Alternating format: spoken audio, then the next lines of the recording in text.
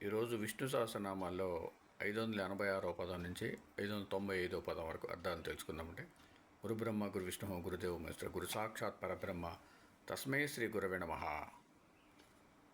కుముదః భూలోకంలో పుట్టి ఆనందాన్ని పొందేవాడు. కువలేశయ భద్రకాశ్రమం నందు పరుండువాడు. గోహిత గోవులకు హితాన్ని కలిగించేవాడు. గోప్త సర్వమును రక్షించువాడు. వృషభాక్ష తన చూపే ధర్మమైనవాడు. వృషప్రియ ధర్మమునందు ఇష్టము కలవాడు. అనివర్తి ముఖ్య ప్రాణదాసులయందు ఉండువాడు. నివృతాత్త విషయ సుఖాల ఆలోచన లేనివాడు. సంక్షేప్త సంహార కాలంలో సంక్షేపించేవాడు.